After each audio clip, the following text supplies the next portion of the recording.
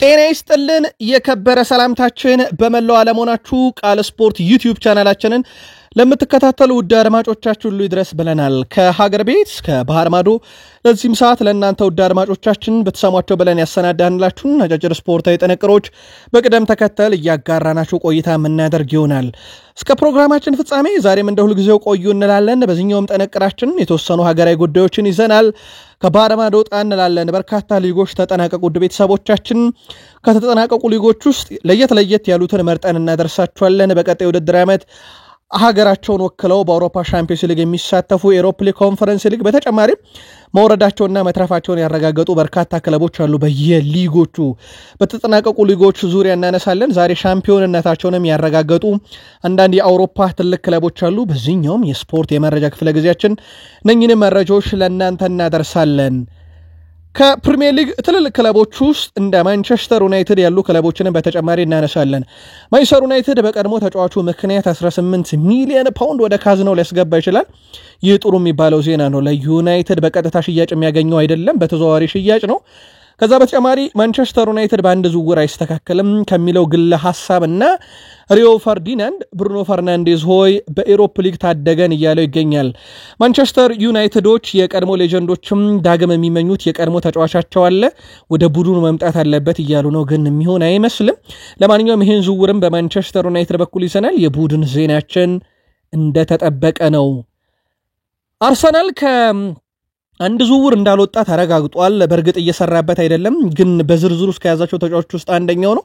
ከግብ ጠባቂ ዝውውር ጋር በተያያዘና ስፖርቲንግ ሊዝበንና አርሰናል መካከል ከቪክተር ጊዮኬሬስ ዝውውር ጋር በተያያዘ አዳዲስ ያገኘናቸው ተጨማሪ መረጃዎች አሉ። ከዛ በተጨማሪ ከሃቨርዝን በተመለከተም እንደዚሁ ተጨማሪ መረጃ ለአርሰናል ደጋፊዎች እናቀርባለን። አርሰናል በዘንድሮ የውድድር ዓመትም አንድ ተጫዋች ለሶስተኛ ጊዜ አግኝቷል። ለሶስተኛ ጊዜ ያገኙት ተጫዋቻቸው ኬት ነው የሚለውን ጨምሮ በአርሰናል በኩል ተጨማሪ መረጃዎች ተይዘዋል።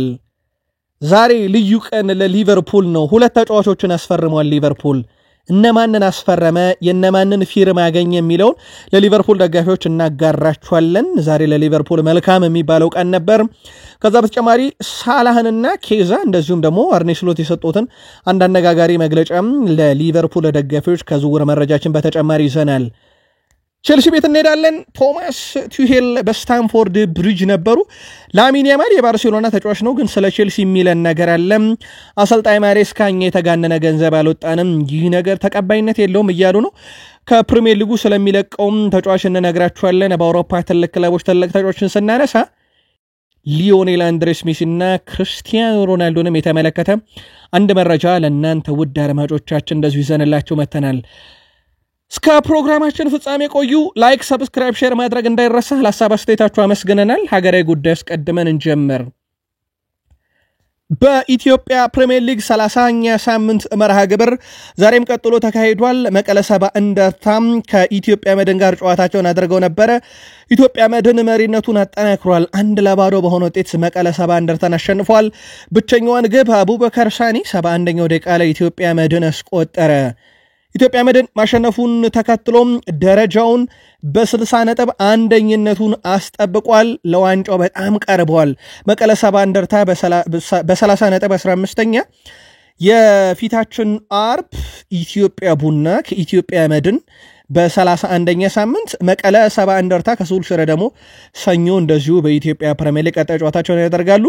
የኢትዮጵያ መድን ሻምፒዮንነት ጥቂት ጨዋታ ብቻ ቀርቶታል። ውድ ቤተሰቦቻችን ወደ ባህር ማዶ ስፖርታዊ ጥንቅሮቻችን እንሻገር። ዛሬ የጀርመን ቡንደስሊጋ በይፋ ተጠናቋል። ወደ ቤተሰቦቻችን የጀርመን ቡንደስሊጋ በይፋ ሲጠናቀቅ ደረጃ ሰንጠረዡ ላይ በርካታ ለውጦች የተመለከትንበት ነበር። ወደ ቤተሰቦቻችን አንደኛው ቦሩሲያ ዶርትመንድ ቀጣይ ውድድር ዓመት የአውሮፓ ሻምፒዮንስ ሊግ ትኬት የሚያስቆርጠውን ደረጃ ይዞ አጠናቋል። ቦሩሲያ ዶርትመንድ ሆልስቲን ኪልን 3-0 በሆነ ውጤት ማሸነፍ ችሏል። ሴሪዮ ጊራሴ፣ ሳቢትዘር እና ማቻና ብቻ ግቦቹን 3ኛው 47ኛው እና 73ኛው ደቂቃ ላይ ማስቆጠር የቻሉት። ውጤቱን ተከትሎም ቦሩሲያ ዶርትመንድ ቀጣይ ዓመት ይወክላል ማለት ነው። ካስታወሳችሁ ከሁለት ወራት በፊት ቦሩሲያ ዶርትመንድ 11ኛ ደረጃ ላይ ይገኝ ነበረ። ከ7 ጨዋታ 8ቱን እንግዲህ ከ8 ጨዋታ 7ቱን ድል በማድረግ በሚቀጥለው የውድድር ዓመት የአውሮፓ ሻምፒዮንስ ሊግ ተሳታፊነት ደረጃን አራተኛ ይዞ ማጠናቀቁን ተከትሎ በቀጣይ የሚወዳደር ይሆናል ማለት ነው። ሌላኛው በአውሮፓ ሻምፒዮንስ ሊግ መሳተፉን ያረጋገጠው አይንትራክ ፍራንክፈርት ነው። ያውም ጨዋታው የነበረው ደግሞ ፍራይቡርግ ጋር ነው። ሶስተኛ እና አራተኛ ሆኖ ነበር የተፋለሙት። ይህ ጨዋታ ለቦሩሲያ ዶርትመንድም ሌላ ውጤት ያሳመረለት ጨዋታ ነበረ። ጨዋታውን 3-1 በሆነ ውጤት አይንትራክ ፍራንክፈርት አሸንፏል። ፍራይቡርግ በዶዋን 27ኛ ደቂቃ ገቢ መራ ነበረ። አይንትራክ ፍራንክፈርቶች ግን እረፍት ሊወጡ አልቢትሩ ተጠናቆ በጨመሩት 4 ደቂቃ ካኑፍ አስቆጠረ። ከእረፍት መልስ 61ኛው ደቂቃ ላይ ክሪስተንሰን፣ 63ኛው ደቂቃ ላይ ስክሪ አስቆጥረው በፍጹም ቅጣት ምት ነው ግብ አስቆጥረው ጨዋታውን 3-1 አሸንፈው አይንትራክ ፍራንክፈርትም ቀጣይ ዓመት የአውሮፓ ሻምፒዮንስ ሊግ ተሳታፊ መሆኑን ሲያረጋግጥ ለቦሩሲያ ዶርትመንድ ደግሞ ውለታ ውሎለታል ማለት ይቻላል። ሌላኛው የአውሮፓን ትኬት የቆረጠው ሜንዝ ነው። ሜንዝ ጨዋታውን ያደረገው ከሁለተኛው ነው ካጠናቀቀው ባየር ሌቨርኩሰን ጋር ነበረ። ባየር ሌቨርኩሰን እና ሜንዝ ያደረጉት ጨዋታ 2-2 ተጠናቀቀ። ኔብልና ብሩካርት ለሜንዝ ሁለቱን ግቦች ሲያስቆጥሩ ሼክ በፍጹም ቅጣት ምትና በጨዋታ ለባየር ሌቨርኩሰን ግቦቹን ማስቆጠር ችሏል። ሜንዝ አቻ መውጣቱን ተከትሎ በ52 ነጥብ 6ኛ ደረጃ ላይ በመቀመጥ ቀጣይ ውድድር ዓመት የኮንፈረንስ ሊግ ተሳታፊ መሆኑን አረጋግጧል። እዚህ ውጤት ላይ ግን ተጽዕኖ ያመጣው ውድ ቤተሰቦቻችን ስቱትጋርት አርቢ ሌይፕዚግን ማሸነፉት ነው። አርቢ ሌይፕዚግ መሸነፉን ተከትሎም የትኛውም የአውሮፓ መድረክ ላይ ሳይሳተፍ ቀርቷል። ቢያሸንፍ ኖሮ የማንንም ውጤት ሳይጠብቅ በቀጣይ ውድድር ዓመት የኮንፈረንስ ሊግ ተሳታፊ መሆን ይችል ነበር፣ ግን ይህንን ማግኘት አልቻለም። አርቢ ሌይፕዚግ በስቱትጋርት 3-2 ተሸንፏል። ለአርቢ ሌይፕዚግ ሲሞንና ባኩ ነበሩ 8ኛውና 44ኛው ደቂቃ ገቢ ያስቆጠሩት።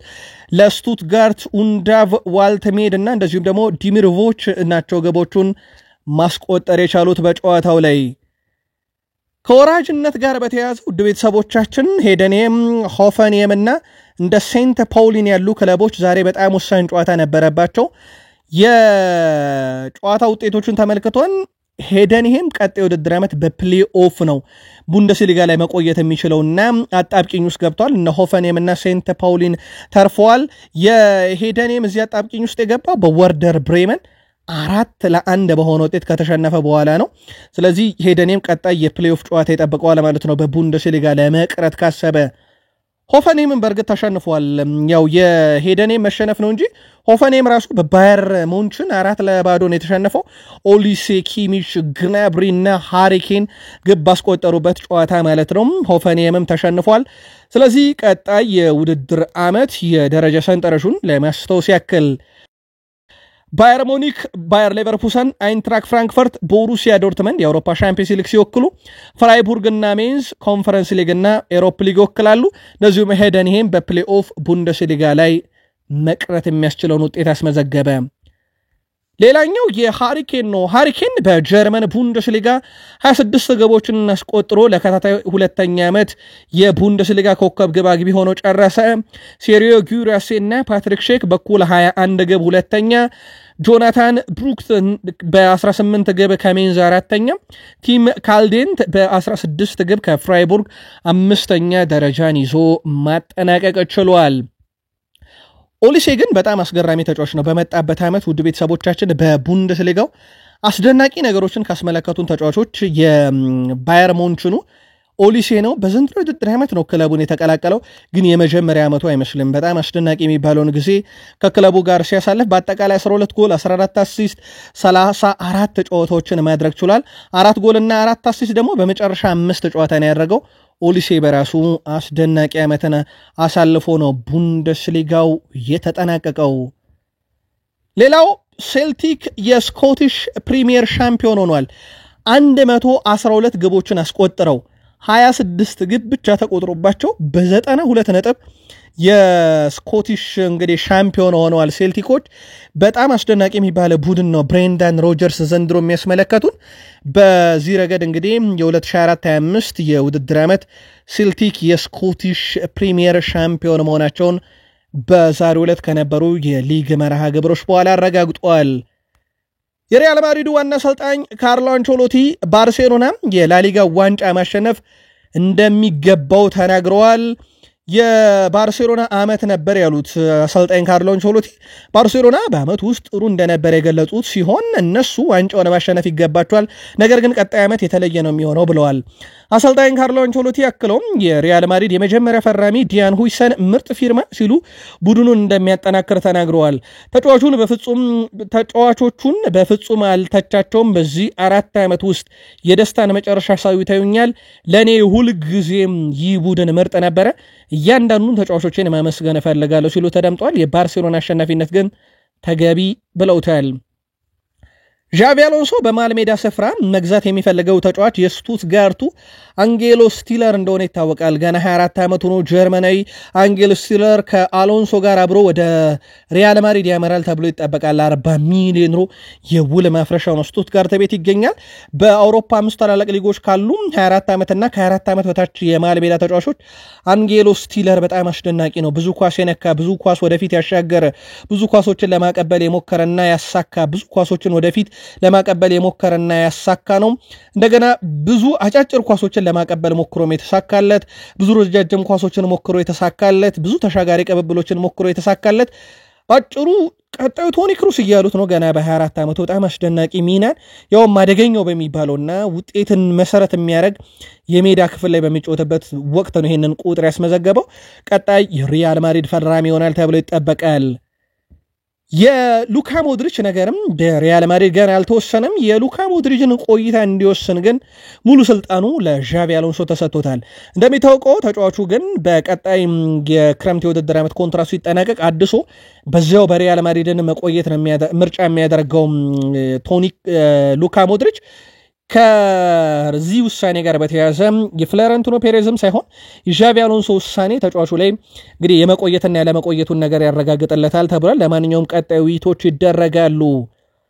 ሪያል ማድሪዶችም ከጥቂት ደቂቃዎች በፊት የዲያን ሁይሰንን ዝውውር መጨረሳቸውን ይፋ አድርገዋል ውድ ቤተሰቦቻችን ስፔናዊ ተከላካይ ዲያን ሁይሰን በሪያል ማድሪድ ቤት እስከ 2030 የሚያቆየውን የ5 ዓመት ኮንትራትን ፈርሟል ሎስ ብላንኮች ለተጫዋቹ 50 ሚሊዮን ፓውንድ የውል ማፍረሻ ሲከፍሉ ዲያን ሁይሰን በዓለም ክለቦች ዋንጫ ዝግጅትም እንደሚቀላቀል ተረጋግጧል ዲያን ሁይሰን እና በሪያል ማድሪድ በኩል እንኳን ሲጠበቅ የነበረ ነው ለማንኛውም እንግዲህ ትላንትና ባርሴሎናዎች ድላቸውን አከበሩ ዛሬ ደግሞ ሪያል ማድሪዶች ተጫዋች አስፈረሙ የስፔን ክለቦች በእንደዚህ አይነት ሳምንት ላይ ነው የሚገኙት ሰርጂዮ ራሞስ ለአዲሱ የሪያል ማድሪድ ተጫዋች ዲያን ሁይሰን መልካም ምኞቱንም ገልጿል በማህበራዊ ትስስር ገጹ እንደሚታወቀው ዲያን ሁይሰን ለእግር ኳስ ሕይወቱ እዚህ መድረስ ምክንያት ከሚያደርጋቸው ተጫዋቾች አንደኛው ሰርጂዮ ራሞስ ነው በሰርጂዮ ራሞስ እንግዲህ መልእክት ተላልፎለታል በዚህም እንግዲህ በቀጣይ ውድድር ዓመት አዲሱ ሰርጂዮ ራሞስ ሆኖ ይገኛል ተብሎ ይጠበቃል ዲያን ሁይሰን ከሮናልዶ ጋር የነበረን ፉክክር ለሁለታችንም ጠቅሞናል ብሏል የዓለም ኮከቡ ሊዮኔል አንድሬስ ሜሲ የስምንት ጊዜ ባላንዶር አሸናፊ ተጫዋች ሊዮኔል ሜሲ ከክርስቲያኖ ሮናልዶ ጋር ለዓመታት የነበራቸውን ተቀናቃኝነት ወርቃማ ዘመን ሲል ገልጾታል ከሮናልዶ ጋር ሁሉ ጊዜ ትልቅ ስፖርታዊ ፍልሚያ ነበረን ያለው ሜሲ በነበረን ትልቅ ባላንጣነት እርስ በርስ የተጠቃቀመን ይመስለኛል ብሏል ሁለታችንም ምርጥ ተፎካካሪዎች ነን ሮናልዶም ሁሉ ጊዜ ሁሉንም ነገር ማሸነፍ ይፈልግ ነበር ለኛና ለእግር ኳስ አፍቃሪያን ወርቃማ ዘመን እንዲሆን ማድረጎታል ሮናልዶ ብሏል አክሎም ሁለታችንም በትልቅ ደረጃ ለረጅም ጊዜ በመቆየታችን ክብር ይገባናል ብሏል ሊዮኔል አንድሬስ ሜሲ ትልቅ ደረጃ መድረስ ቀላል ነው ተብሎም ይነገራል ነገር ግን ከባዱ ነገር እዛ መቆየት ነው ተቀናቃኝነታችን በጣም አስደናቂ ነበር አሁን የሁሉም ትውስታ ነን ብሏል ሊዮኔል አንድሬስ ሜሲ በተወሰነ መንገድ የሊዮኔል አንድሬስ ሜሲ ሐሳብ እጅግ ሚዛናዊ ይመስላል ሮናልዶና ራሱን ያነጻጸረበት ወይም ሮናልዶና እሱን ዘመን የገለጸበትን መንገድ እንዴት አገኛችሁት ውድ ቤተሰቦቻችን የሊዮኔል አንድሬስ ሜሲን ሐሳብ አጋራናችሁ ሜሰን ግሪንውድ በቀጣይ ውድድር ዓመት ኦሎምፒክ ማርሴይ በሻምፒዮንስ ሊግ መሳተፉን ካረጋገጠ በኋላ በዛው ስለመቆየትን እያሰበ ነው ተብሏል ሚረር ስፖርት ይዞት በወጣው መረጃ መሰረት በርካታ የፕሪሚየር ሊግ ክለቦች ተጫዋቹን ወደ ፕሪሚየር ሊግ የማምጣት ፍላጎት ቢኖራቸው እሱም ለመልቀቅ እቅድ ነበረው ነገር ግን ኦሎምፒክ ማርሴይ ቀጣይ ውድድር ዓመት የአውሮፓ ሻምፒዮንስ ሊግ ተሳታፊ መሆኑን ተከትሎ በአውሮፓ ሻምፒዮንስ ሊግ መጫወት ይፈልጋልና ቀጣይ ውድድር ዓመት በዛው ሊቀጥል እንደሚችል ነው እየተዘገበ የሚገኘው አይንትራክ ፍራንክፈርቶች ደግሞ ቀጣዩ የውድድር ዓመት ራሳቸውን ለማጠናከር ተጫዋቾችን እየተመለከቱ ይገኛሉ። የጁድ ቤሊንግሃምን ወንድም ጆብ ቤሊንግሃምን ከሰንደርላንድ ለማምጣት በሚደረገው ፉክክር ውስጥ አይንትራክ ፍራንክፈርት መቀላቀሉን ደግሞ የጀርመኑ ተነባቢ ጋዜጣ ቢልድ አስነብበዋል። በክረምት ከሊር ጋር በነፃ የሚለያየው ጆናታን ዴቪድ በነፃ ለማስፈረም በርካታ ክለቦች አሁን እንቅስቃሴ እያደረጉ ነው። ዩቬንቱስ፣ ናፖሊ ከጣሊያን፣ ቶትንሃም እና ስቶን ቪላ ደግሞ ከፕሪሚየር ሊግ ይሄን አስደናቂ ተጫዋች የግላቸው ለማድረግ ፍላጎት አላቸው። እንደሚታወቀው በይፋ ክለቡን እንደሚለቅ አረጋግጧል ሊል። ስለዚህ በተጫዋቹ በኩል በቀጣዩ ውድድር ዓመት አዲስ ክለብ ይፈልጋል። የአውሮፓ ሻምፒዮንስ ሊግ ተሳታፊ ክለብን ሊያስቀድም ይችላል እየተባለ ነው ጆናታን ዴቪድ። በዚህ ረገድ ደግሞ ናፖሊ ያረጋግጧል። ቶትናም እና ስቶን ቪላ ደግሞ ገና ጨዋታዎች ይጠበቃቸዋል። ለማንኛውም ቀጣይ ክረምት ላይ ትልቅ ዝውውር እንደዚሁ ይሆናል ተብሎ ይጠበቃል። ውድ ቤተሰቦቻችን ቃል ስፖርት ዩቲዩብ ቻናላችን ላይ ናችሁ። ከሀገር ቤት እስከ ባህር ማዶ የተመራረጡ ስፖርታዊ ጥንቅሮችን እያጋራን እንገኛለን። ከተወዳጁ የእንግሊዝ ፕሪሚየር ሊግ ብቻ ወዳገኘናቸው ተጨማሪ ስፖርታዊ ጥንቅር እንሻገር። በድጋሚ መልካም ቆይታ ተመኘን። የመርሳይዱ ክለብ ኤቨርተን በውድድር ዓመቱ መጨረሻ ከተጫዋቹ ጋር እንደሚለያይ ይፋ አድርጓል። ውላቸው ሲጠናቀቅ ክለቡን ከሚለቁ ተጫዋቾች መካከልም አሽሊ ያንግ አንዱ መሆኑን ነው ክለቡ ኤቨርተን በይፋዊ ትስስር ገጹ ላይ ያስተዋወቀው። በተጨማሪም ኤቨርተን ከግብ ጠባቂያቸው አስሜር ቢጎቪች እና ከጆዋን ቨርጂያን ጋር እንደሚለያዩም ይፋ አድርገዋል። አሽሊያንግ በቀጣይ መዳረሻው ይጠበቃል። በአስቶን ቪላ፣ በዩናይትድ፣ በቪላ በድጋሚ ከዛ ደግሞ በኤቨርተን የእግር ኳስ ህይወቱን ቀጥሎ ነበረ። በቀጣይስ አዲስ አዳጊ ፕሪሚየር ሊግ ክለቦች ልምድ ያላቸው ተጫዋቾች እያስፈረሙ ነው። የሊድስ እንቅስቃሴ ሰፋ ያለ ነው። እንደውም በርካታ ተጫዋቾችን ከአሁኑ ለማስፈረምም እንቅስቃሴ እያደረገ እንደሆነ ይታወቃልና ሊድስ አሁን የአሽሊያንግም ስም ወዲያው ከሊድስ ዩናይትድ ጋር መያያዝ ጀምሯል። በቀጣይ እንግዲህ ይህ የፕሪሚየር ሊግ ሌጀንድ ወዴት ያመራል የሚለው ደግሞ የሚጠበቅ ነው የሚሆነው። የቶትናሙ የፊት መስመር ተጫዋች ሰን ሁንግሚን የዩሮፓ ሊግ ፍጻሜ ቀን የሱ የህይወቱ ትልቅ ቀን መሆኑን ገልጿል። ረቡዕ የህይወቴ በጣም አስፈላጊው ቀን ነው፣ ትልቅ ቀን ይሆናል ብሏል ሰን ሁንግሚን። ሳናክሎም ሁላችንም ለጨዋታው ጓግተናል፣ ታሪክ እንደምንሰራ ተስፋ አደርጋለሁ ሲል ተደምጧል። ዘንድሮ በፕሪሚየር ሊጉ እጅግ በጣም አስከፊውን ጊዜ ቶትናም አሳልፏል። በእርግጥ የፍጻሜ ተፋላሚው ማንቸስተር ዩናይትድ ሌላኛው በጣም አስከፊው ቡድን ነው። አርኔ ስሎት በኩል ለሁለቱ ክለቦች እንግዲህ ትልቅ ክሬዲት ተሰጥቷል። በፕሪሚየር ሊጉ በጣም ደካማ ዓመት ያሳለፉ ሁለት ክለቦች በፍጻሜ መድረሳቸው የፕሪሚየር ሊጉን ጥንካሬ ነው የሚያሳየው ሲሉ አሰልጣኝ አርኔ ስሎት፣ የቀድሞ አሰልጣኞችና አንዳንድ ትልልቅ ሚዲያ ላይ የሚሰሩ ተንታኞች ደግሞ ህጉ ሊሻሻል ይገባል፣ እንደኚህ ሁለት ክለቦች እንዴት ይሳተፋሉ ብለው አሰልጣኝ አንጌል ፖስቴኮግሉ የቀኑብን ማለታቸው የሚዘነጋ አይደለም። ቶማስ ቱሄል ማንቸስተር ዩናይትድ ከቼልሲ በስታምፎርድ ብሪጅ ያደረጉትን ጨዋታ መከታተላቸው ይፋ ተደርጓል። እሳቸው ቀጣይ የእንግሊዝ ብሔራዊ ቡድንን ለማጠናከር ይጠቅማሉ ያሏቸውን ተጫዋቾች ለመመልከት አቅንተዋል። በእርግጥ ለቼልሲ እንግዳ ሰው እንዳልሆኑ ይታወቃል። ላሚን ያማል በቀጣይ እንግዲህ የምመለከተው ተጫዋች ቼልሲ ቤት ነው ብሏል። ላሚን ያማል ዘንድሮ በባርሴሎና ቤት ክስተት የሆነው ተጫዋች ቼልሲን ቀጣይ ዓመት እንዲመለከት የሚያደርገው ደግሞ ኢስታቪዮ ዊሊያን መሆኑን ተናግሯል። ስለ ኢስታቪዮ ዊሊያን የተናገረው ላሚን ያማል እንደኔ አይነት ያጨዋወት ስታይልን የሚጠቀም ተጫዋች ነው፣ በእርግጠኝነት በቀጣይ ውድድር ዓመት ፕሪሚየር ሊጉ ላይ ትኩረት የሚስብ ይመስለኛል ብሏል። እናም እኔም ቼልሲን እመለከታለሁ ኢስታቪዮ ዊሊያንን ለመመልከት ብለዋል። የባርሴሎናው የዘንድሮ የአምና የካቻምናው አስደናቂ ተጫዋች ላሚን ያማል በ3 የውድድር ዓመት 2 የላሊጋ ዋንጫዎችን ያሳካው ወጣቱ ተጫዋች ኤንዞ ማሬስካም እንግዲህ እዚህ ሰዓት ስለ ቼልሲ የሚወራውን ነገር ተቀባይነት የለውም ብለዋል። ቼልሲዎች ትልቅ ገንዘብ እያወጡ ነው ይላሉ፣ ነገር ግን ከሌሎች ክለቦች የተጋነነ ገንዘብ እያወጣን እንዳልሆነ አውቃለሁ ብለዋል። እኛን ለማጣጣል በርካታ ስራዎች እየተሰሩ ነው፣ ነገር ግን እኛ ስራችንን እየሰራን ነው፣ ቡድን እየገነባን ነው። ሰዎች በዚህ ቡድን ላይ እምነት ሊኖራቸው ይገባል። ክለቡ ጠንክሮ እየሰራ ይገኛል። በእርግጠኝነት የወደፊታችንን በደንብ ሰርተናል፣ ቀጣይ ለዋንጫ እንፋለማለን ብለዋል። ሰዎች ግን ቼልሲን ለመተቸት ወይም ዝቅ ለማድረግ በርካታ ገንዘብ አውጥቷል እያሉ ነው። ይሄንን እናንተ ራሳችሁ ሌሎች ክለቦች ካወጡት ገንዘብ ጋር ቁጭ ብላችሁ ሂሳብ አወራርዱ እንጂ እኛ ከሌላው ክለብ በተለየ መንገድ ያወጣነው ገንዘብ የለም ብለዋል የቼልሲው አሰልጣኝ ኤንዞ ማሬስካ። በርካታ ተጫዋች እንዳመጣ የሚዘነጋ አይደለም። በእርግጥ ቼልሲ በተወሰነ መንገድ የተጋነነ ዋጋን ያወጣ ክለብ ነው ከፕሪሚየር ሊግ ክለቦች። በዚህን ያክል ደረጃ ግን አጋናችሁ አትናገሩት ብለዋል። ሊቨርፑል ቤት ሁለት ፊርማዎችን ሰማን። አንደኛው የባየር ሌቨርኩሰኑ የቀኝ ተመላላሽ ጄሬሚ ፍሪምፖንግ አዲሱ የሊቨርፑል ተጫዋች ሆኗል። በቃል ደረጃ የነበረው ስምምነት አሁን ሁለቱም ክለቦች ከስምምነት ደርሰዋል። ሊቨርፑል ለባየር ሌቨርኩሰን ለፍሪምፖንግ ዝውውር 35 ሚሊዮን ዩሮ ለመክፈል ከስምምነት ደርሰዋል። የ5 ዓመት ኮንትራት ይፈርማል። የሕክምና ምርመራውም ቀጠሮ ተይዞለታል። የጀርመን ቡንደስሊጋ ዛሬ ፍጻሜውንም እንደዚሁ ማግኘቱ ይታወቃል። ወደ ቤተሰቦቻችን ቀጣይ ሳምንት በእንግሊዝ ተገኝቶም የሕክምና ምርመራውንም እንዲያደርግ ነው ቀጠሮ የተያዘው። በሊቨርፑል በኩል እንግዲህ በቅርብ ሳምንታት ነበረ ትሬንት አሌክሳንደር-አርኖልድን ያጡት። ጊዜ ባጡ ደግሞ በሳምንታት ውስጥ ተተኪውን አግኝተዋል ማለት ነው። እጅግ በጣም አስደናቂ ተጫዋች ነው ጄሬሚ ፍሪምፖንግ። ከሰሞኑ በነበረን መረጃ በተደጋጋሚ ለሊቨርፑል ደጋፊዎች ከዚህ ተጫዋች ጋር በተያያዘ በርካታ ቁጥራዊ መረጃዎችንም እንዳደረስናችሁ ይታወቃልና የጄሬሚ ፍሪምፖንግ በአርኖልድ መተካት እንዴት አገኛችሁት ሊቨርፑልያን? የግል መልከታችሁን በሐሳብ መስጫ ሳጥናችን ላይ ያስፍሩልን። ሌላኛው ሊቨርፑል ያገኘው ፊርማ ደግሞ የራሱን ተጫዋች ፊርማ ነው። የመርሳይዱ ክለብ ሊቨርፑል የመስመር ተጫዋች ኮነር ብራንዴሊን ኮንትራት ዛሬ ያራዝመዋል።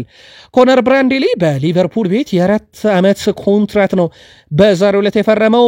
ብራንዴሊ አዲሱን ከፈረመን በኋላ ከሊቨርፑል ጋር በመቆጠሌ ኮርቻለሁ፣ በጋራ ለሚኖረንም ጊዜ ጓጉቻለሁ ብሏል። ሁልጊዜም ዓላማዬ በሊቨርፑል ቤት ኮንትራቴን ማራዘም ነበር ብሏል። አሁን በቦታው ላይ ሁለት ጥራት ያላቸው ተጫዋቾች አለው ማለት ነው። ጄሬሚ ፍሪምፖንግ እና ኮነር ብራንዴሊ። ብራንዴሊ ገና እያደገ ነው። ጄሬሚ ፍሪምፖንግ ደግሞ በደንብ አሳይቶናል አቅሙን በሁለት ዓመታት ውስጥ። ኮነር ብራንዴሊን በቁጥር ከተመለከተው ውድ ቤተሰቦቻችን 55 ጨዋታ አድርጓል። በአጠቃላይ በቋሚነትና ተቀይሮ እየገባ 1 ጎል አለው፣ 10 አሲስት፣ ኤፍኤ ካፕ፣ ካራባኦ ካፕ፣ ፕሪሚየር ሊግን ከቀዮቹ ጋር እንዳሳካ ይታወቃልና ቀጣይ ዓመት የሜዳ ክፍሉን ካሁኑ በደንብ አጠናክረውታል። ሳላ የፕሪሚየር ሊግ አሲስትን ሪከርድ ስለመስበር ተጠይቆ ነበረ። ሊጉን ካሸነፈን በኋላ ቀዝቅዘናል፣ ግን ለተጫዋቾች እባካችሁ ጎብዙ እያልክ እየነገርኳቸው ነበረ። ባለፈው ጨዋታ ለሉቾ ምርጥ ኳስ ሰጥቼው ነበረ፣ ግን አልተጠቀመበትም። ከዚህ በላይ ምን ማድረግ እችላለሁ፣ ግን በእርግጠኝነት ሪከርዱ እንደማሻሽለው አውቃለሁ ብሏል። 2 ጨዋታዎች እጁ ላይ ይቀሩታል። ሰኞና ቀጣይ ሳምንት እሑድ የሚደረጉ የ37ኛና የ38ኛ ሳምንት ጨዋታዎች ይቀሩታል። በፕሪሚየር ሊግ 28 ግብ አለው፣ በፕሪሚየር ሊግ 18 አሲስት አለው። ሪከርዱን ለመስበር በአሲስት ደረጃ የሚያስፈልገው 3 አሲስቶች ናቸው። ለመጋራት 2 አሲስት ይቀረዋል። እንዴት እዚህ ቁጥር ላይ ደርሳል የሚለው ደግሞ በቀጣይ የሚጠበቅ ነው የሚሆነው። የሳላ አሲስቶች ከግቦቹ በላይ ቀጣይ ያስፈልጉታል ሪከርዱን ለመጋራትና እንግዲህ በተቻለ መጠን እየሞከርኩ ነው ግብ እንዲያስቆጥሩም ነግራቸዋለሁ ብሏል። ግን ያለማጋነን ሊቨርፑል ዋንጫውን ካረጋገጠ በኋላ እንደ ወትሩ አይደለም። በአርሰናልም ጨዋታ ነጥብ ጥሏል፣ በቼልሲ ተሸንፏል። ምናልባት ዋንጫውን ባያረጋግጡ ኖሮ እነኚህን ጨዋታ ያደረገው ሊቨርፑል በዛ ቴምፖ ይጫወታል ለማለት ግን ትንሽ ይከብዳል። አርኔ ስሎት ስለ ፍሬድሪኮ ኬዛም ተጠይቀው ነበረ። በሊቨርፑል ቤት የመቆየት እድል አለው ወይ ተብለው ተጠይቀው ነበረ። ስሎት አዎ በእርግጠኝነት አለው። በሚቀጥለው የውድድር ዘመን ሙሉ በሙሉ ጤነኛ ሆኖ መመለስ አለበት። በመጀመሪያው ወራት አካባቢ እምብዛም አልነበረም፣ ነገር ግን ከዛ በኋላ ጤናማ እየሆነ መጥቷል። ቀዮቹ እርምጃዎችን ለሱም እንግዲህ የጨዋታ ጊዜ መስጠት ነበረብን፣ ግን እሱን ልንሰጠው አልቻልኩም። በዚህ ቅድመ ውድድር ዝግጅት ላይ አሪፍ የጨዋታ ጊዜ ልሰጠው እችላለሁ ብሏል። እንግዲህ ቀጣይ እርምጃዎች ለሱ ጨዋታን ጊዜ መስጠት ነው ብሏል። በቀሩት ጨዋታዎች ላይ ሊቨርፑል እድል ይሰጧል ተብሎ ይጠበቃል። በእርግጥ በሊቨርፑል ቆይታው እስከ ቅርብ ጊዜ ድረስ የፕሪሚየር ሊጉን ሜዳ ላይ መሸለም የማይችል ተጫዋች ነበር በደቂቃ በተሳተፈበት ጨዋታ ማነስ ምክንያት። አሁን ግን ሊቨርፑል ዋንጫውን ካሳካ በኋላ 2 ተከታታይ ጨዋታ ላይ እድል አግኝቷል። ሜዳሊያም እንደሚሰጥ ይታወቃል። በአርሰናል ጂም ውስጥ ለ10 ዓመታት የቆየ አንድ ሪከርድ ነበረ። ጉልበት፣ ፍጥነት፣ የጡንቻ ክብደት የመሳሰሉ መለኪያዎች 10 ዓመታት ሙሉ ይሄ ሪከርድ አልተሰበረም ነበረ። ታዲያ ጉዳት ላይ የነበረው ካይ ሃቨርዝ ወደ ሜዳ ለመመለስ ባረገው ጥረትና በኋላም ላይ በጂም ውስጥ በሰራቸው እንቅስቃሴዎች በጉልበት በፍጥነትና በጡንቻ ክብደት ይሄን ሪከርድ የግሉ አድርጓታል። ሃቨርትዝ ከጉዳት በሚያገግምበት ወቅት ሰውነቱን ጨምሮ እንግዲህ መጥቷል ለምን የተባለው ለዚሁም በአርሰናል ጂም ለ10 ዓመታት የተያዘውን ሪከርድም አሻሽሎታል። በርካታ ቁጥሮችንም አሻሽሏል ብለዋል አሰልጣኝ ማይክል አርቴታ። ቶም ሴትስፎርድ የአርሰናል ዋናው ቡድን መልበሻ ክፍልን በቀጣይ ዓመት እንዲጋራ እውቅና ተሰጥቶታል። ከንዋኔሪና ማይል ሉዊስ ስኬሊ በመቀጠል የዚህ ውድድር ዓመት ከሂል አንድ አካዳሚ ወደ ዋናው ቡድን ያደገ ሶስተኛው ተጫዋች መሆኑም ተረጋግጧል። በአርሰናል በኩል ምናልባትም ቀጣይ ግብ ጠባቂ ማስፈረም ላይ ዘግየት እንዲሉ የሚያደርጋቸው አይነት እድገት ነው ተጫዋቹ ያሳየው። የፖርቹጋል የመረጃ ምንጮች እንደሚያመለክቱት ከሆነ በቀጣይ እንግዲህ በአርሰናልና በስፖርቲንግ ሊዝበን መካከል በቪክተር ጊዮኬሬስ መካከል የሚደረገውን ዝውውር ለመደራደር እስከ ሜይ 26 መጠበቅ ይፈልጋሉ ተብሏል። አጠቃላይ የፖርቹጋል ፕሪሚየር ሊጋ የፍጻሜ ጨዋታዎች በሀገር ውስጥ ውድድር ተካሂደው ከተጠናቀቁ በኋላ ማለት ነው ከዛ በኋላ እንዲሆን ይፈልጋሉ ብሏል። እንግዲህ አርሰናልም ውሳኔውን ያከብራል እየተባለ ነው። ድርድሮች ምንም አልተደረጉም። ያው በሩመር ደረጃ እየወጡ ያሉ መረጃዎች አሉ። ከ67 ሚሊዮን ዩሮ በላይ እስከ 72 ሚሊዮን ዩሮ አካባቢ የውል ማፍረሻ ሊጠይቁ ይችላሉ እየተባለ ይገኛል። ምናልባትም ግን ከዛም በላይ ሊደራደሩ ይችላሉ። አርሰናል የመደራደር ብቃቱን አቅሙን ልክ ራይስን ዙቤሜንዲን መጨረሰበትስ መንገድ የዚህን ተጫዋች ይጨርሳሉ የሚለው ደግሞ ከሜይ 26 በኋላ ይጠበቃል። ኬረን ቴርኒም ከ5 ዓመት የአርሰናል ቆይታ በኋላ በኤምሬትስ የመጨረሻ ጨዋታውን ያደርጋል ተብሎ ይጠበቃል። በቀጣይ የውድድር ዓመት ክለቡን በይፋ ይለቃሉ ተብሎ ከሚጠበቁ ተጫዋቾች አንደኛው ሲሆን ቪክተር ኦስሜን ደግሞ በአሁኑ የአርሰናል ስብስብ ከሚፈለጉ ተጫዋቾች ዝርዝር ውስጥ እንዳለ ክሪስ ዋይለር አረጋግጧል። ክሪስ ዋይለር በፊት ገጹ ላይ ይዞት ወጣው መረጃ መሰረት የቪክተር ኦስሜን ጉዳይ አሁንም አላበቃለትም ብሏል። አርሰናል በርካታ አማራጮችን ይዟል። ካላገኘ በቅደም ተከተል ሊያስፈርማቸው በቡድኑ ውስጥ ከያዛቸው ዝርዝሮች ውስጥ የቪክተር ኦስሜን ስም ያለ ብሏል። በግብ ጠባቂነት የያዙት ዮዋነ ጋርሻን በተመለከተ በርካታ ተፎካካሪ ቢኖርም አንድሪያ ቤርታም እንግዲህ ከስምነት ባይደርሱም በዚህኛው ዝውውር ላይ እስከ 1 ሚሊዮን ፓውንድ በዚህ ክረምት ኤስፓኞሎች ተጫዋቹን ሊሸጡት ይችላሉ እየተባለ ይገኛል። በአርሰናል በኩል ግን ገፍተው ስለመሄዳቸው እዚህ ዝውውር ላይ በዚህ ዓመት የተረጋገጠ ነገር የለም። የቀድሞ የማንቸስተር ዩናይትድ ታሪካዊ ተጫዋች ዋይኒ ማርክ ሩኒ ማንቸስተር ዩናይትድ ዳቪድ ዴያን መልሶ እንዲያስፈርም ጠይቋል። ማንቸስተር ዩናይትድ ዳቪድ ዴያን ማስፈረም አለበት፣ ቡድኑ እሱን ናፍቋል ሲል ነው የቀድሞው የዩናይትድ ሌጀንድ ዋይኒ ማርክ ሩኒ የተናገረው። አክሎም ስፔናዊ ግብ ጠባቂ ዴቪድ ዴያ አሁንም ለቡድኑ ማበርከት የሚችለው ትልቅ ነገር እንዳለ ይሰማኛል ብሏል። ዘንድሮ በፊዮረንቲና ቤት አስደናቂ ጊዜን አሳልፏል ዳቪድ ዴያ። ለዚህም እውቅና ሰጥቶታል ዋይኒ ማርክ ሩኒ። መምጣት አለበት እያለ ነው። ትስማማላችሁ ወይ? ዩናይትዳውያን መልከታችሁን አጋሩን። የማንቸስተር ዩናይትድ ታዳጊ ተጫዋች ጋብሪኤል ቢያንኬሪ ለዌልስ ብሔራዊ ቡድን ለመጀመሪያ ጊዜ ጥሪ ደርሶታል። ያ ብቻ አይደለም፣ በጣም የሚያስገርመው በዩናይትድ አካዳሚ ውስጥ ነው እየተጫወተ የሚገኘው። ለዋናው ማንቸስተር ዩናይትድ አንድም ጨዋታ ሳያደርግ ነው ጋብሪኤል ቢያንኬሪ ለዋናው የዌልስ ብሔራዊ ቡድን ጥሪ የቀረበለት። እርግጠኛ ነኝ የዩናይትድ ደጋፊዎችና የቃል ስፖርት ዩቲዩብ ቻናል ቤተሰቦቻችን ይህን ተጫዋች እንዳትረሱት ብለናችሁ ነበር ከ5 እስከ 6 ወር በፊት። አሁን ይህ ተጫዋች እድገቱ በብሔራዊ ቡድን ደረጃም እንዲጠራ ያደርጎታል። በስፔን የሚገኙ የተለያዩ ሚዲያዎች እየዘገቡ እንደሚገኘው ከሆነ የሪያል ማድሪድ ሶስተኛው ፈራሚ የቀድሞ የዩናይትድ የአሁኑ የቤኔፊካ ተጫዋች አልቫሮ ካሪየርስ ፈርናንዴዝ እያሉ ነው። የውል ማፍረሻው ከ42 ሚሊዮን ፓውንድ በላይ ይገመታል። ዩናይትድ በዝውውሩ እስከ 40% ድርሻ ያገኛል። እናም በቀጣይነት እንግዲህ ማንቸስተር ዩናይትድ በ6 ሚሊዮን ፓውንድ የሸጡትን ተጫዋች ቤኔፊካዎች ለሪያል ማድሪድ ከሸጡት ዩናይትድ በትንሹ 18 ሚሊዮን ፓውንድ አካባቢ ከዚህ ዝውውር ሊያገኝ ይችላል ተብሎ ይጠበቃል። ይህ ለዩናይትድ ትልቅ የሚባል ዜና ነው።